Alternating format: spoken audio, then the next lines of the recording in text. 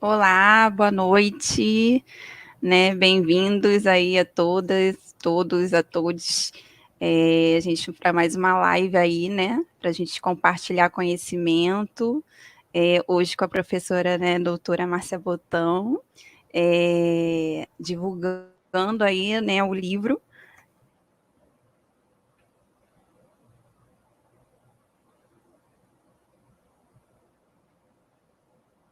Tá tudo ok? Tá ok, né? Tá aparecendo para vocês direitinho, porque deu uma fechada aqui para Deu mim. uma pausada.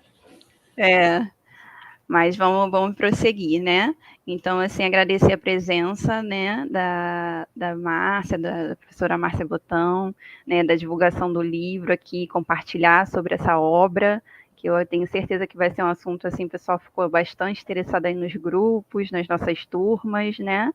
Falar um pouquinho, vai ter sorteio, então fiquem até o final, porque, né, no meio e no final vai ter o sorteio aí, né? A gente vai falar aí, vai sortear na hora, então compartilhem aí com quem vocês, né, tiverem aí o link. Coloquem suas perguntas, suas reflexões aí no chat, que nós vamos compartilhar com a professora. E vou deixar ela à vontade aí para se apresentar, né? Dizer seja bem-vinda aí também, né? Obrigada pela presença, tá bom? Roberta, boa noite, muito obrigada. Boa noite a todos e todas. É um prazer estar aqui com vocês hoje para compartilhar um pouco da minha pesquisa, que foi publicada no livro Serviço Social e Consultoria Empresarial.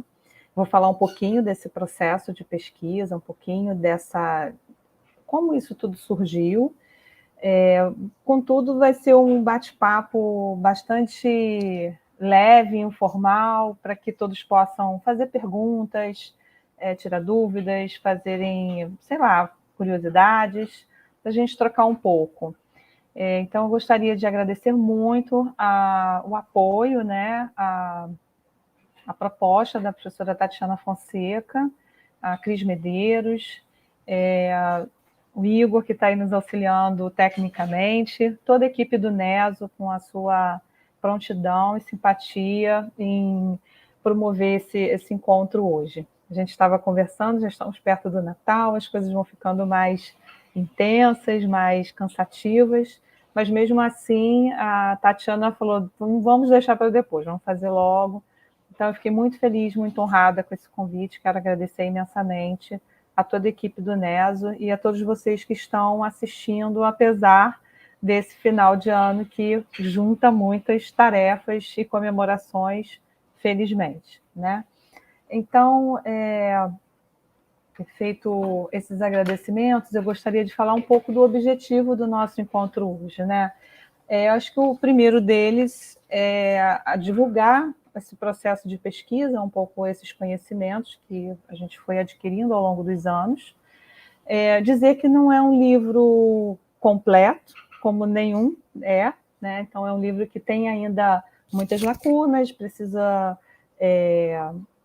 avançar em novas pesquisas, porque ele foi produzido no doutorado da UERJ, começo a pesquisa no mestrado da UFRJ, desde 2006, venho pesquisando sistematicamente o tema da área de empresa e mais especificamente a consultoria nas empresas privadas, e eu faço um apanhado teórico, histórico de conjuntura, que tem uma data, né? Então, posso dizer que ele vai até, até a primeira década, principalmente, da produção teórica das transformações societárias no Brasil e no mundo. Então, eu acho que os últimos 5 anos, nós podemos dizer que muitas coisas novas aconteceram e que a gente, no decorrer da live, vai falar. E aí, ainda não é tratado nessa produção. Mas ele já aponta, né, algumas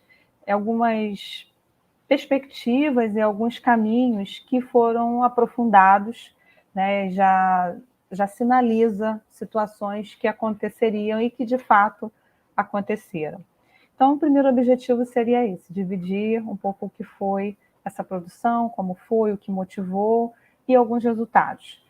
E o segundo objetivo talvez seja até o mais importante desse momento, né, que toda venda do livro de hoje não, toda venda do livro, a partir, né, já de alguns meses, ela tem sido destinada a doações para projetos sociais. Então, nós já fizemos doações para o projeto, para ações comunitárias em Jardim Gramacho, para projetos sociais em Jacutinga, no bairro da Baixada Fluminense, ali próximo à Mesquita.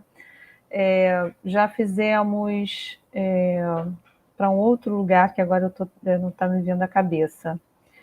A Cidade de Deus, aí foi um outro livro, mas também está dentro dessa lógica. E hoje, especificamente, a gente está fazendo a toda a venda para doar o leite Nan Supreme 1 e o Supreme 2 para o abrigo da Pedra de Guaratiba. É um abrigo que eu conheço pessoalmente, tem pessoas incríveis, tem um trabalho incrível. Tatiana Fonseca conhece através do trabalho da assistência. Então, todos os livros vendidos serão revertidos 100% do valor, o que é um valor já promocional, será revertido para a compra de leite do abrigo. Isso é um reforço, né, um auxílio que a gente está prestando. Bom seria que não precisasse, né? A gente cria políticas públicas suficientes para não ser necessário fazer doações, já ser contemplado com os nossos impostos, mas infelizmente a gente sabe que isso não acontece no Brasil 100% e na conjuntura atual vem piorando cada vez mais. Então, tem esse objetivo. O livro custa R$30 no valor promocional, ele está basicamente a preço de custo, se não for inferior ao preço de custo, e uma lata de leite custa em torno de 69, 70 a 80, a depender do lugar. Então, a gente precisa de mais de um livro para comprar uma lata de leite. Então, eu agradeço desde já a divulgação e todo o apoio que a Tatiana deu pelas duas ações, a ação acadêmica e a ação social que decorreu do desdobramento desse trabalho. Então, muito obrigada. Bom, dito isso, eu vou contar um pouco a história do livro. Eu não quero passar de 40 minutos. Se puder me ajudar, me avisando aí quando tiver uns 30, porque para dar tempo da gente conversar. Então, consultoria e serviço social em empresa, ele surge muito fruto da minha experiência profissional como assistente social em empresas.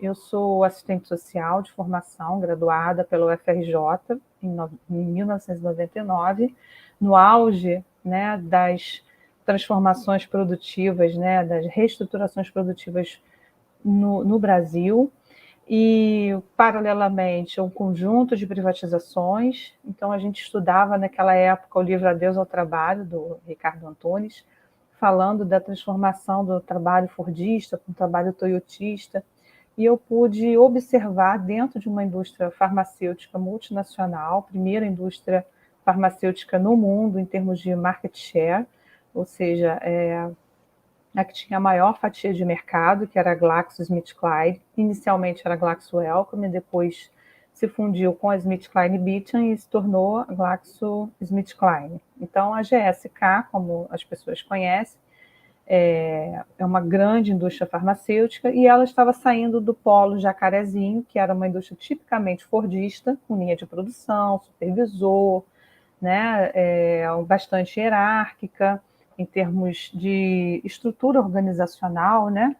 E foi sendo construída uma grande indústria em Jacarepaguá, na Estrada dos Bandeirantes, que se tornou uma dos centros produtivos da América Latina.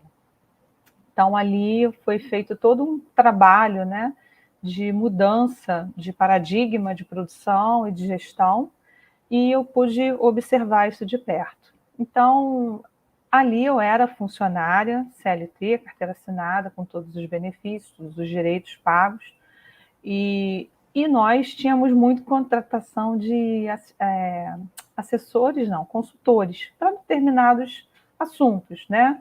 Então, vamos dizer assim, podia ser uma consultoria para um trabalho de saúde preventiva, podia ser para o trabalho de RH, um trabalho de recrutamento e seleção, enfim, questões pontuais. Então, nesse lugar, eu entrei como estagiária em 1998 e fui admitida assim que me formei.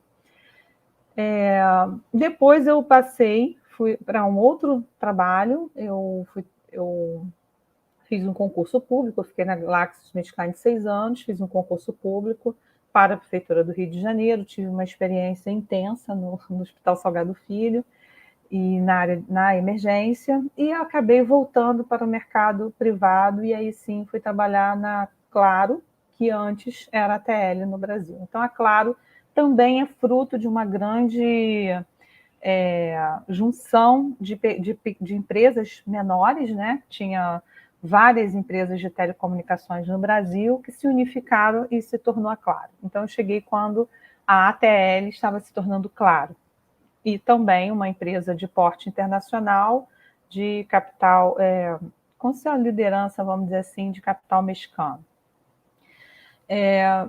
Além disso, participei de outras consultorias, assessorias em outras empresas, mas eu acho que eu vou fechar aqui nessas duas principais. Por que eu estou falando essa trajetória? Porque foi aí que eu tive o contato com as chamadas consultorias e assessorias. Então, assim, eu achava muito interessante ter um profissional, né, expert, que chegasse lá e nos auxiliasse a fazer projetos, trabalhos, e a gente podia contratar e qualificar algum trabalho. Eu mesmo fiz uso disso, de consultorias feitas por equipes pela Vida, por exemplo, na prevenção do HIV e AIDS. Então, eu achava isso muito interessante. Mas teve um dado momento que a gente recebeu uma proposta de uma empresa que tinha um pacote de serviços e que incluía o serviço social. Não era só do serviço social, mas incluía o serviço social, e era uma empresa que tinha uma proposta diferente, onde o serviço social ia atender também por telefone, né? Então, a gente ficou muito surpreso com aquilo, e a minha supervisora na época falou: Márcia Botão, isso aí vai ser uma substituição do nosso trabalho, esquece isso. Esquece. Eu perguntei, recebi e mostrei para a minha supervisora.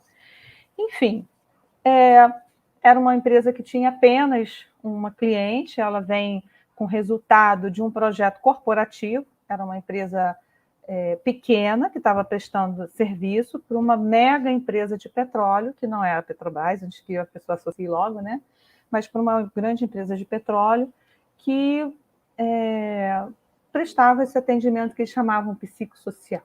Então, tinha psicologia, serviço social, serviço jurídico e administração e economia. Eram esses 4 polos, 4 eixos. E aí a gente tem assistente social, aqui não vamos precisar, ok. Passados anos, já na fábrica nova, isso era estagiário, na fábrica nova eu tenho acesso de novo, né? Batem a minha porta novamente com essa proposta, se eu não queria contratar. Eu falei, não, nós temos assistente social aqui, eu sou assistente social, não é necessário, e tal, agradeci. Passado o tempo, eu, na Claro, entrei como analista de talentos humanos, né? Que agora as nomenclaturas todas são modificadas para que você se sinta mais integrado à empresa, né? Então, o meu cargo não era de assistente social e eu não prestava atendimento social, fazia programas e projetos na área de saúde do trabalhador e qualidade de vida. E aí me bateram novamente a porta, e aí eu recebi, ouvi e fui até a essa consultoria específica para conhecer o trabalho. Bom, e aí eu me deparei com uma outra realidade. Essa pequena empresa já tinha um número muito maior de clientes, empresas grandes, né, empresas de grande porte, e já não era tão pequeno assim, e cheguei a pensar na possibilidade até dessa contratação, porque eu imaginei, se aqui não tem assistente social, não tem quem atenda, de repente um serviço externo pode ser melhor do que não ter nada.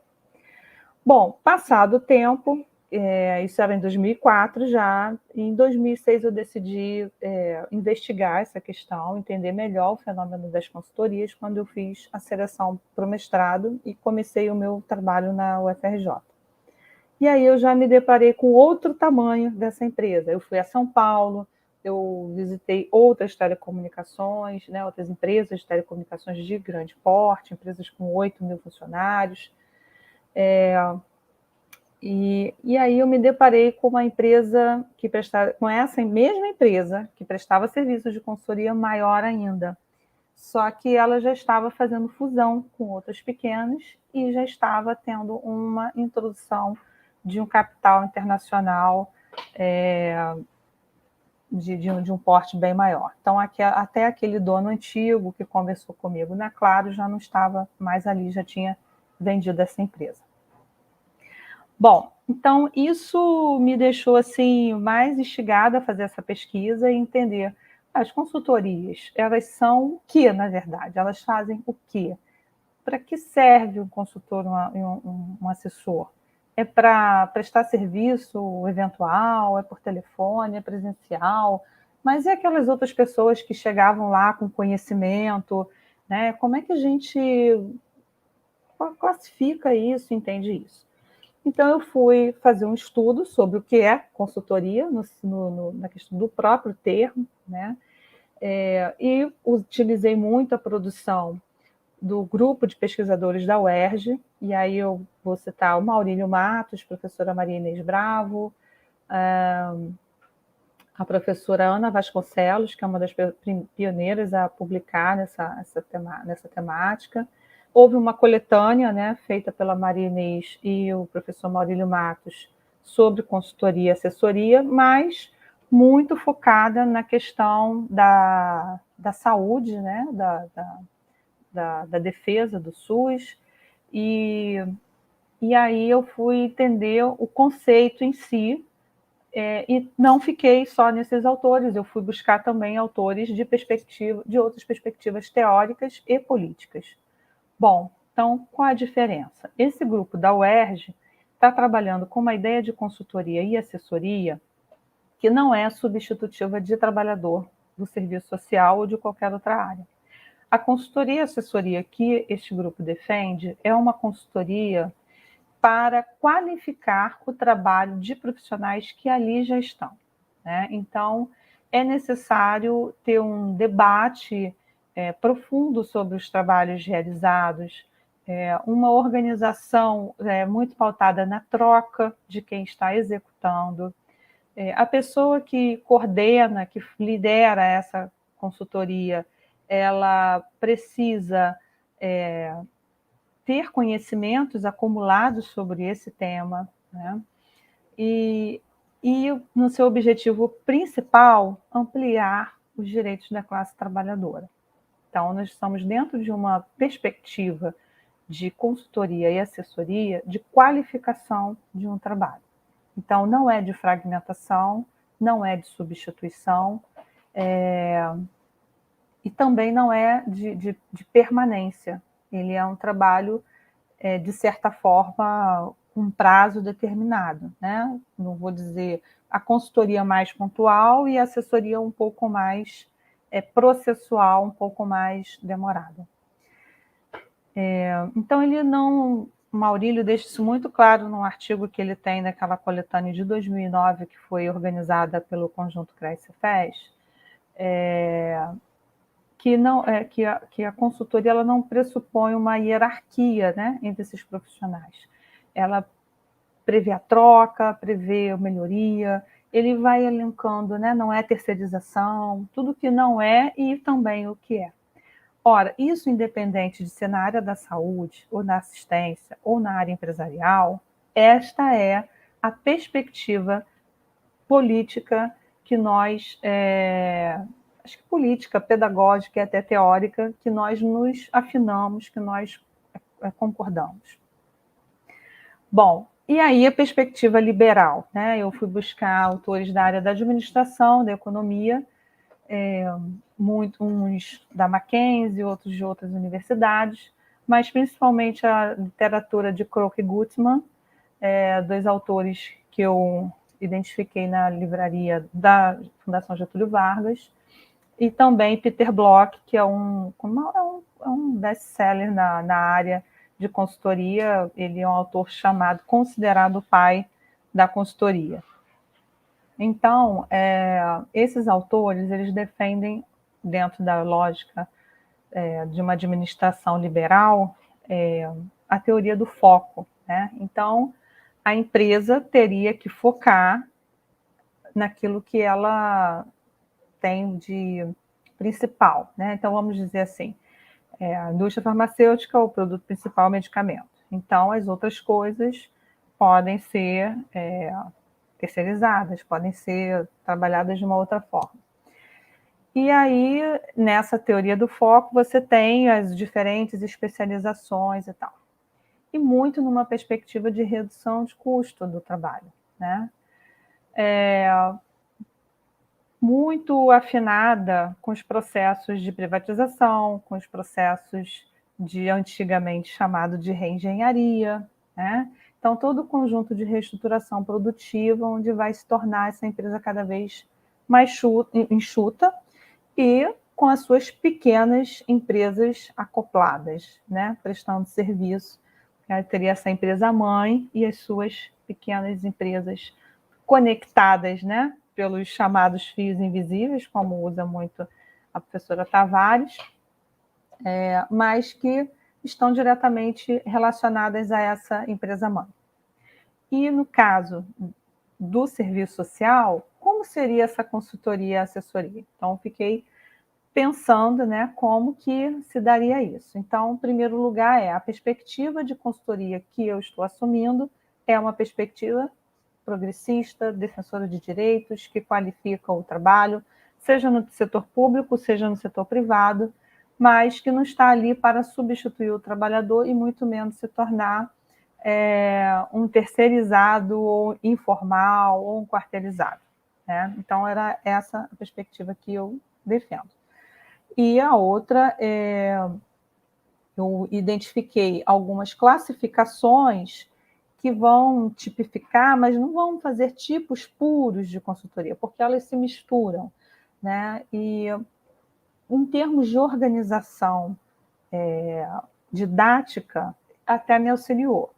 Contudo, a perspectiva e o objetivo político da execução dessas literaturas liberais não são as que eu me alio, tá? Bom, então, dito isso, eu fui também entender como que esse fenômeno das consultorias está acontecendo nas empresas e como isso impacta os assistentes sociais. Então, pesquisei, entrevistei assistentes sociais, entrevistei gestores que contratam o serviço, entrevistei psicólogos, entrevistei um grupo de pessoas, inclusive usuários desse serviço.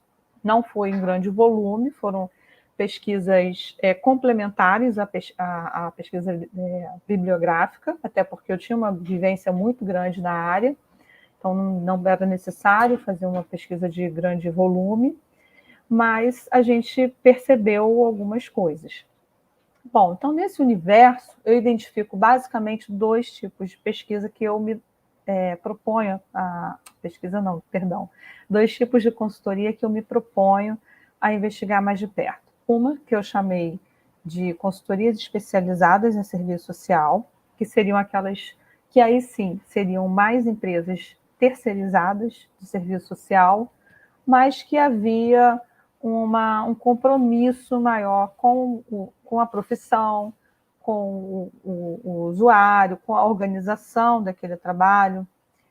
Não que o trabalhador assistente social em outras consultorias não tenha compromisso, não é isso. O que eu estou querendo dizer é que a organização desse trabalho do serviço social terceirizado, ela permitia uma qualidade maior no trabalho coletivo dessas profissionais. Pronto, é isso, para depois não ter uma interpretação distorcida que o profissional que está lá não tem compromisso, não se trata disso, muito pelo contrário, eu acho que tem sim, todos eles.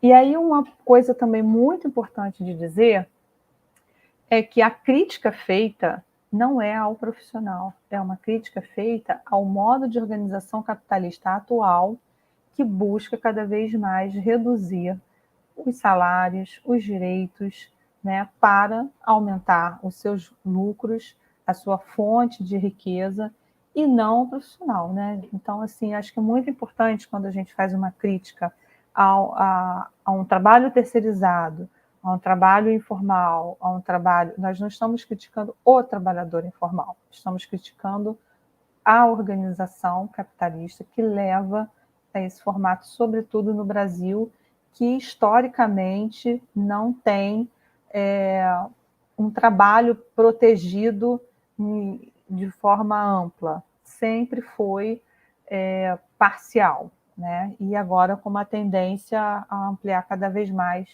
essa informalidade e perda de direitos.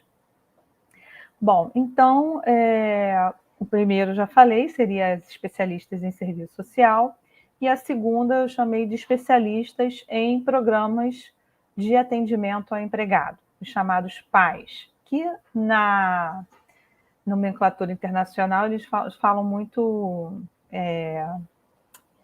EAP, que nada mais é que programa de atendimento ao empregado. Então, esse programa de atendimento, ele é organizado da seguinte forma. Como eu falei, trabalha com 4 eixos, que seria o serviço social, psicologia, serviço jurídico e setor econômico e administrativo, para dar orientações nessas áreas de modo separado. Então, o fluxo do trabalho, ele acontece da seguinte forma. O trabalhador recebe uma linha 0800, e conforme a sua necessidade, ele liga, o profissional atende numa central, num call center, e esses profissionais que atendem podem ter diversas formações, diversas especialidades, e aí eles identificam qual é o problema e encaminha para o especialista. Então, eu ligo para lá e falo, olha, eu estou me divorciando, gostaria de ter uma orientação com o advogado. Então, ele vai ligar, vai dizer, seu atendimento é com o advogado. E aí o advogado pode perceber que você está com uma fragilidade emocional, ele te encaminha para psicólogo. Ou que você não está dando conta de suprir as necessidades dos filhos, e aí você tem que conversar com o serviço social. Então, a psicóloga encaminha para o serviço social. E dentro desse tema, ele teria direito a X sessões, porque a proposta é focal, né? Então, veja, é um trabalho que ele é fragmentado, que ele passa por vários profissionais, e que ele tem um determinado tempo, tem um distanciamento, e mais do que isso, ele tem uma perspectiva completamente individualizante daquela questão. Então, quando a gente tem um problema no trabalho, e que isso está isolado naquele sujeito e que ele é atendido em uma linha telefônica, você tem, né, uma extração dessa questão que sai das relações de trabalho, e essa questão ela deixa de ser uma questão coletiva, né? Então tem um lado que é o sigilo, que isso eles dizem que tem, eu não posso garantir nem confirmar, eu acredito sim, mas é bastante complexo, porque dentro desse conjunto a gente vai ter essa fragmentação, esse isolamento, e tem outros, né? Como que o assistente social que está atendendo no telefone, ele vai enfrentar negociações com a grande empresa em favor do trabalhador, né? Porque muitas vezes, e aí eu estou falando como assistente social que trabalhou em grandes empresas, você tem possibilidades de apresentar argumentos, relatórios, proposições, defesas em torno de um trabalhador dentro da empresa e fora, né? Às vezes você vai negociar com o INSS, você vai, enfim, e consegue muitas coisas, né? Consegue fazer com que aquele trabalhador tenha mais acesso. E quando você está numa linha telefônica com tempo determinado para atender um número de sessões, isso reduz muito. Além desse trabalhador por telefone, a empresa conta com um banco, e aí sim, de profissionais com trabalho praticamente informal e quarteirizado, que atende presencialmente. Então, por exemplo, é necessário fazer uma visita domiciliar. Então, esse banco de profissionais vai ser acionado e ele vai fazer uma visita domiciliar. Então, veja bem, toda a cadeia de prestação de serviço é uma cadeia fragmentada, né? E por mais que esses serviços prestados muitas vezes auxiliem o trabalhador, e o trabalhador tenha ganhos com ele, eu posso dizer que há muita diferença entre um trabalhador presencial lá na empresa e o que está externo desse jeito. Então, o assistente social não conhece o trabalhador, não vê sequer o trabalhador, e vice-versa. Não vê os seus colegas de trabalho. Eles não têm muita noção do volume, do tamanho da empresa, dos direitos que a empresa oferece, né, dos benefícios. Enfim, o trabalho do assistente social, nesses casos, se torna mais alienado, mais distante, mais individualizado, mais fragmentado. Então, na minha análise, isso não é um trabalho de consultoria e assessoria. Isso é uma terceirização do trabalho que tenta fazer desse serviço um produto semelhante a um seguro, tipo um seguro-saúde. Inclusive, eles comparam os valores quando vão fazer a venda desse produto.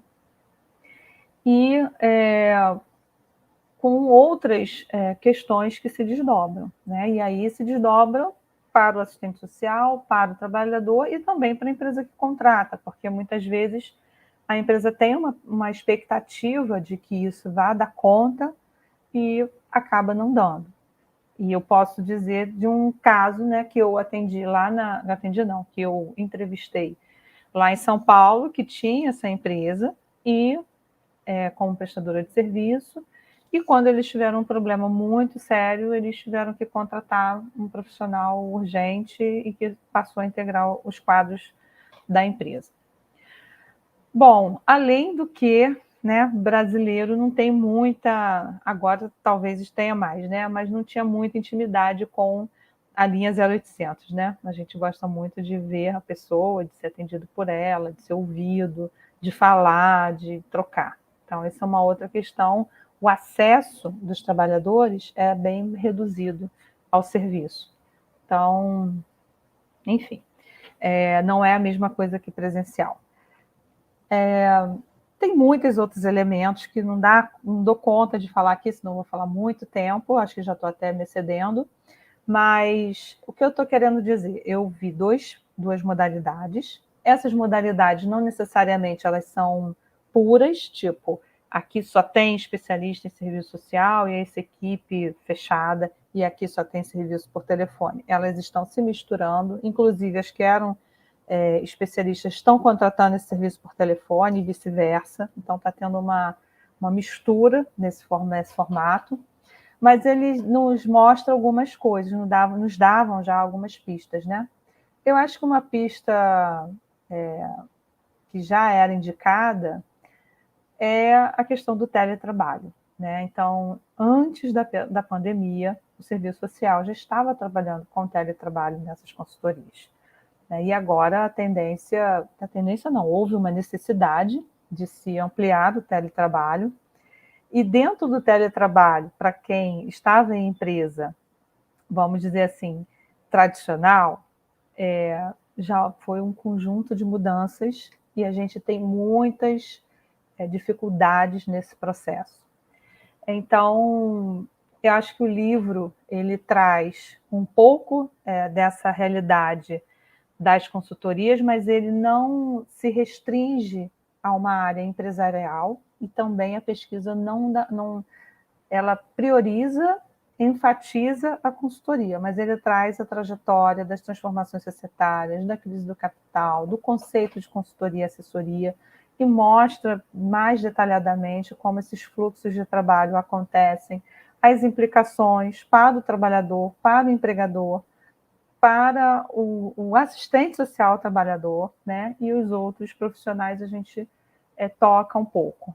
A própria noção, né, a ideia, a idealização de empreendedorismo, né? Porque, na verdade, com todo esse trabalho, toda essa prestação de serviço, a gente vê demissões de profissionais acontecendo, isso foi real. Então, assim, tem muitos problemas, muitas questões nessa forma de trabalho. Porém, muitas assistentes sociais que eu entrevistei, perdão, eram recém-formadas, que não tinham acesso a trabalho, e ali foi o primeiro emprego. Então, assim, nos mostra uma realidade de trabalho muito complicada. Desculpa, gente. E que a gente, não cabe a nós julgar, né, quem está trabalhando lá ou não. Então, a gente entende e imagina que isso se amplie até. Inclusive, recentemente eu recebi uma divulgação de um trabalho assim. Então, não estou aqui para dizer não trabalhem em consultoria e assessoria, mas que entendam qual é o fluxo, qual é a perspectiva, o que você pretende fazer no seu trabalho de consultoria e assessoria, né? Quem te paga, a quem você presta esse serviço, e para a gente também não defender aquilo que vá nos comprometer, nos atrapalhar, né? Então, se eu estou trabalhando numa grande empresa e tenho possibilidade de contratar mais um profissional e usar o serviço de consultoria, sim, pontualmente, como deve ser, eu acho que é bacana, é mais interessante do que a gente propor uma eliminação de um posto de trabalho e ficar somente com o serviço externo numa perspectiva gerencialista, né? Mas é lógico, estou falando aqui de possibilidades de escolha, né, quando isso acontece. Bom, não vou me alongar mais, eu acho que dentro dessa perspectiva a gente tem aí que aprofundar os estudos do teletrabalho, do serviço social. Eu tenho uma pesquisadora, que é a Luísa Santiago, fazendo essa pesquisa dentro do Tribunal Federal do Rio. Tenho outra pesquisadora que já está fazendo uma pesquisa sobre o trabalho do serviço social na pandemia. Então, ela está enfocando essa questão do teletrabalho na pandemia. E a gente está dialogando, a nossa intenção é ampliar essa transformação do trabalho do serviço social nas diversas áreas, né? Então, a minha área de prioridade de pesquisa é a área empresarial. Como eu falei, a consultoria é um recorte, foi o objeto empírico, mas eu não me restringo a ele e eu sigo investindo em pesquisas na área de serviço social, na área do teletrabalho, na precarização do trabalho, mantendo a área empresarial e agregando, quando possível, outras. Tá bom? Então, agradeço mais uma vez. Acho que vocês já viram a imagem do livro, né? Tá difícil aqui para mim hoje. Essa câmera não está muito centralizada. Está estranho para mim. Ó.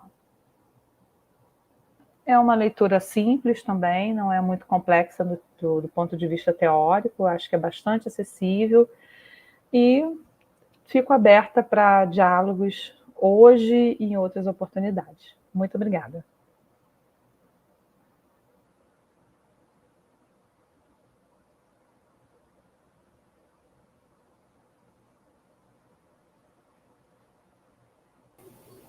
Olá, obrigada, professora Márcia. Eu não sei se a gente teve alguma pergunta, vou pedir para o... Eu acho que a gente não teve perguntas por enquanto, né? Acho que não colocou. Eu acho que não. Eu fui tentando acompanhar o chat aqui, né, enquanto o pessoal entrava aqui, né? Simone está nos acompanhando, Rosimar, professora Carolina, Lucas, né? Todos bem-vindos aí. Não teve perguntas, né? Mas a gente pôde aí, né, apreciar sobre a apresentação dessa obra. Tenho certeza, né? Tem gente ansiosa pelo sorteio também. Sorteio é importante. Né? E dizer que essa obra vai estar disponível aí, né? Aqueles que não forem contemplados no sorteio têm essa oportunidade, né? De adquirir a obra, né, nas unidades, né? Nos Ou contatos. comigo, pode disponibilizar o meu né? WhatsApp. Nos contatos da professora Márcia, né? E é um tema aí que eu sempre falo aí, né, que a gente tem que discutir bastante, aí se aprofundar bastante, né, reconhecer, né, como parte aí né, do nosso fazer, e eu levo isso sempre aqui, né, nas especializações, a gente discute muito isso dentro do NES Educacional e Novo Saber, né, então, assim, é de suma importância, né, esse aprofundamento, e ainda mais também, né, com essa questão do livro sendo revertido, aí acho também, né, é super importante pontuar, né, essas questões. Então, assim, né, é sempre ganho, né, não é perca. A gente está ganhando aí conhecimento, ganhando em troca, né, e de estar tá aí revertendo também, né, esse valor da obra. Muito obrigada, professora Márcia, aí pela presença, né, a gente... Eu que agradeço. Né, contemplo aí, né, as nossas dúvidas. Quem tiver dúvidas pode continuar colocando lá no chat, né, nas redes. A gente passa o contato também para a professora Márcia, interesse, né, da obra. E vamos ao sorteio aí, né? O Igor vai nos Melhor ajudar. parte. Quem se inscreveu aí, tava o link lá no chat, pessoal que fez a inscrição, né? Porque ele vai fazer o sorteio ali pela inscrição ali do nosso na plataforma. E aí serão 2, é isso, professora? 2? Sim, pode ser 2. 2. Ó, isso é surpresa, hein? Ia ser um só, agora vão ser 2. Exatamente. Eu vou compartilhar a tela aqui e eu já vou colocar para sair os 2 vencedores. Tá, ok, Jackson. A gente vai fazer contato com quem for aí o contemplado, a contemplada, né?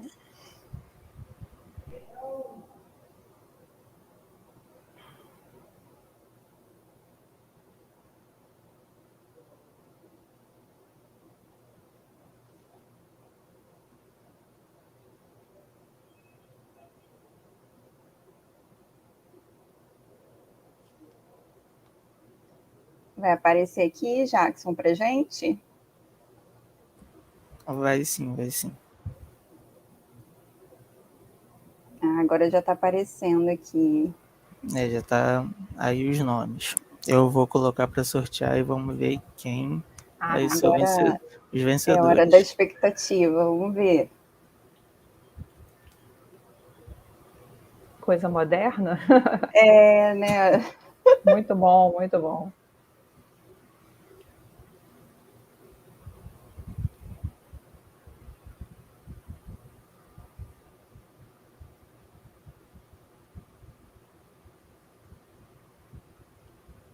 Os vencedores foram Simone. Matheus Carvalho de Almeida e Simone de Oliveira Silva. Sim. Parabéns aos ganhadores aí. A gente vai fazer contato. Vocês fizeram a inscrição. A gente vai fazer contato aí para a gente estar enviando os exemplares. Parabéns. É aluno? É aluno, professora? Eu acho que é meu aluno, eu estou aqui perguntando a ele. Que bacana. Então... A Isabelle, o Matheus é o meu aluno de iniciação científica. E a Isabelle está aqui dando gargalhada, dizendo muito sortudo, Matheus. Que bom. Poxa, mas ficou em casa. A outra é a Simone. De Oliveira Silva. Tá, então vou fazer o seguinte, pode sortear mais um para sair alguém que não seja do meu grupo de pesquisa, Isabelle, você agora vai estar fora. Não, estou brincando. Se for Isabelle, aí vai ficar com a Isabelle. Então vamos sortear mais um? Pode sortear mais um. Tá, pode ver se alguém que não é do meu grupo receba também. Aí... Só vou tirar os vencedores, né?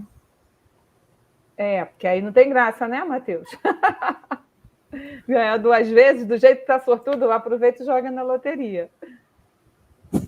Verdade, verdade.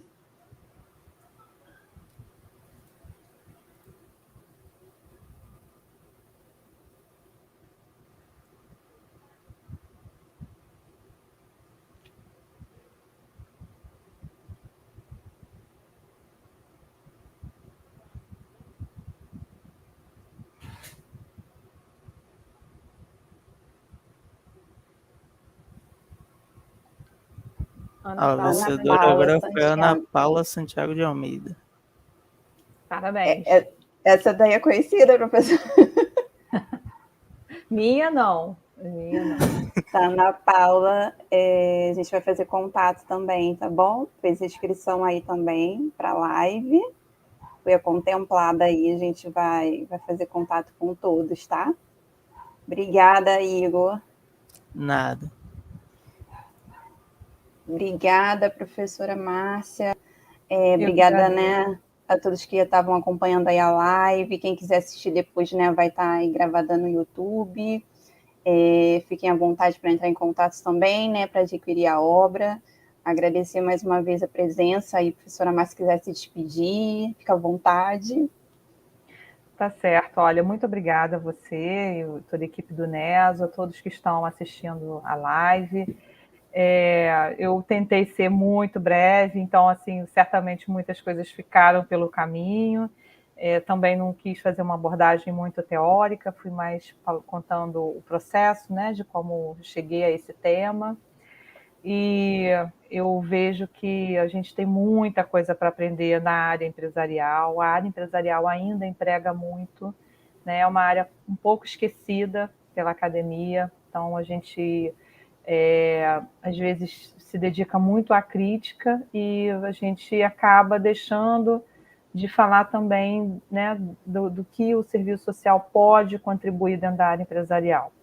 E uma coisa que eu aprendi no trabalho é que aquele trabalhador que está dentro da fábrica, que está dentro do teleatendimento, ele não vai buscar, quando precisa, um serviço no SUS, no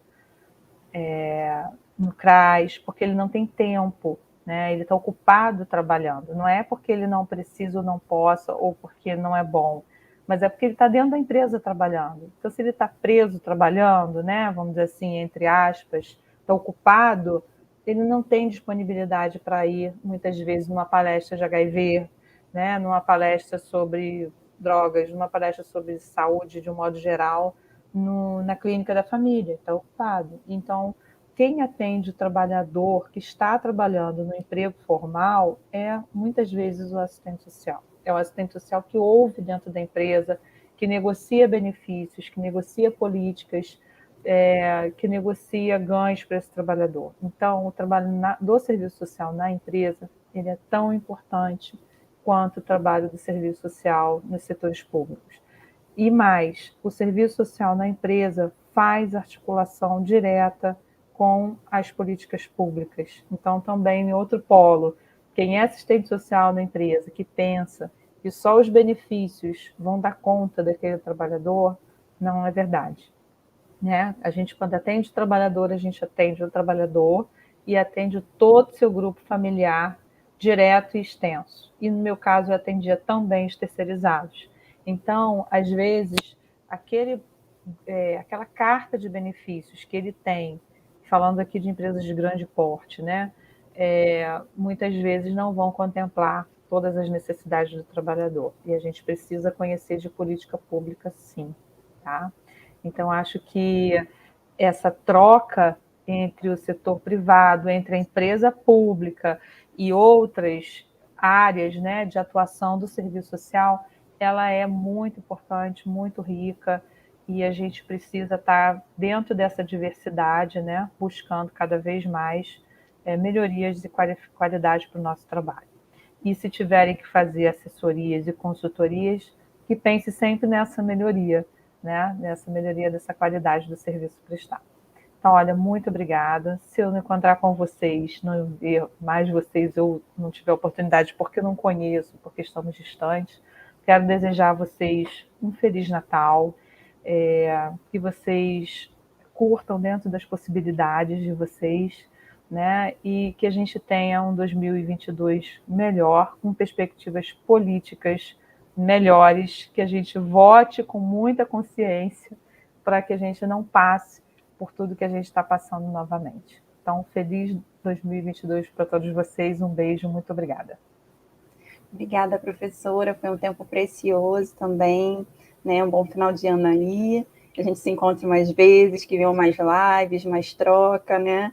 E acho que é importante, né? Obrigada aí a todos também. Uma boa noite aí. Boa Muito noite. obrigada.